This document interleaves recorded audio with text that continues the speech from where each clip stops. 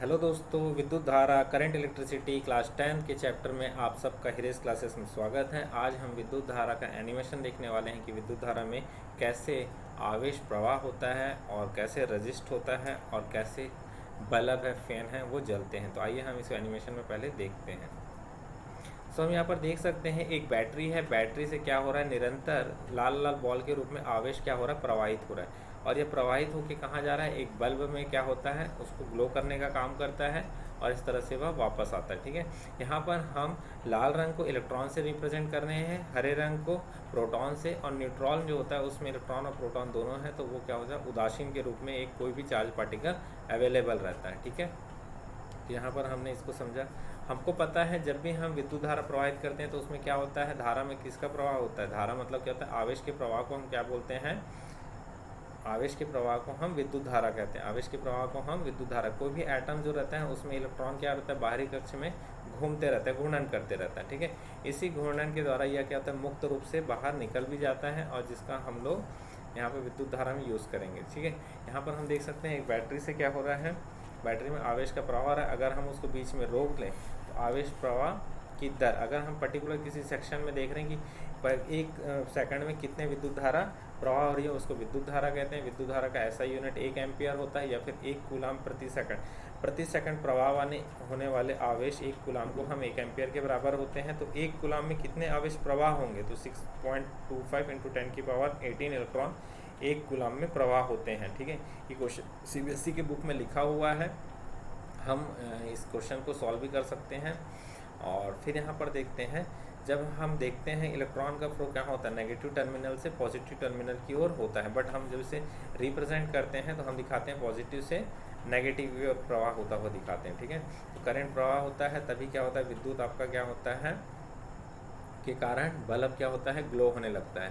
तो धारा का जो रुकावट पैदा करते हैं उसको हम बोलते हैं रेजिस्टेंस, जो प्रतिरोध का रूप काम करता है। प्रतिरोध मतलब क्या करता है, रोकने का काम करता है। तो यहाँ पर हम देख सकते हैं हमारा प्रतिरोध कौन है, हमारा प्रतिरोध कौन है, यहाँ पर यह बल्ब क्या है, हमारे लिए एक प्रतिरोध का काम कर रहा होगा। ये बल्ब क्या कर रहा होगा, हमारे लिए प्रतिरोध का काम कर रहा है। ठीक है, और ये क्या है, हमारे आवेश हैं, ये सब क्या है, हमारे आवेश हैं। आवेश प्रवाह की दर को क्या कहते हैं, हम धारा कहते हैं। आवेश प्रवाह की दर को हम क्या कहते हैं, धारा कहते हैं। जैसे हम बैटरी लगाते हैं तो बैटरी से क्या होता है, आवेश प्रवाह होने लगते हैं। बैटरी में 2 टर्मिनल होते हैं, एक पॉजिटिव टर्मिनल और एक दूसरा नेगेटिव, एनोड और कैथोड।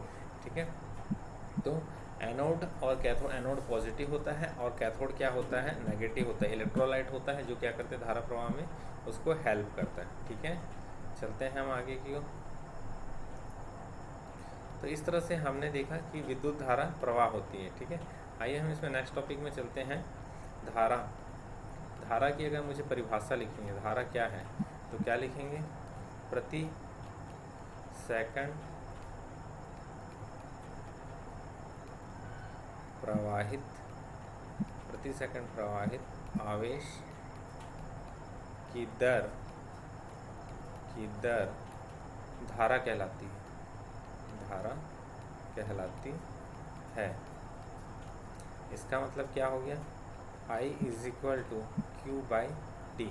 इकाई की मैं बात करूँ, इकाई क्या होता है धारा का, तो धारा का इकाई क्या होता है, एम्पियर। धारा का इकाई क्या होता है, एम्पियर, या फिर कूलाम प्रति सेकंड, कूलाम प्रति सेकंड। क्लियर है। अगला आएगा आपको, 1 कूलाम इकाई की परिभाषा लिखिए। 1 कूलाम इकाई की परिभाषा लिखिए, 1 कूलाम की परिभाषा लिखिए, 1 कूलाम की परिभाषा लिखें। तो क्या लिखेंगे, प्रति सेकंड प्रवाहित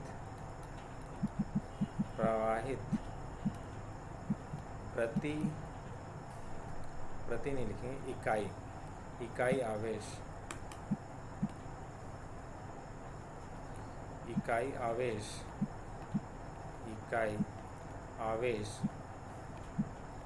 की दर 1 कूलाम 1 एम्पियर, सॉरी 1 एम्पियर, यहाँ पर नहीं, गड़बड़ हो गया, 1 एम्पियर होगा बेटा, क्या होगा ये, 1 एम्पियर,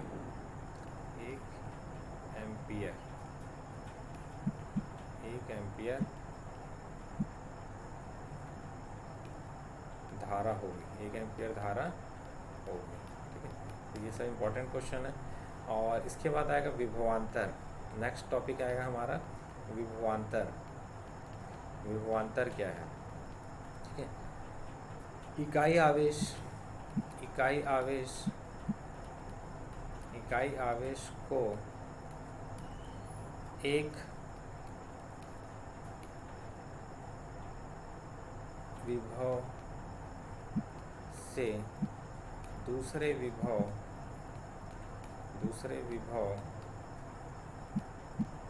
में ले जाने में कृत कार्य विभवांतर होता है, विभवांतर कहलाता है, विभवांतर कहलाता है। मतलब क्या हो गया, V = W/Q। ठीक है, अब आते हैं बेटा इसकी इकाई। पूछा इसकी इकाई क्या होती है? इसकी इकाई क्या होगी आपकी? वोल्ट। क्या होगी इसकी इकाई? वोल्ट। नेक्स्ट क्लास में हम फिर से मिलेंगे तो इसको आगे पढ़ेंगे, ओम्स के नियम को। Thank you, have a nice day.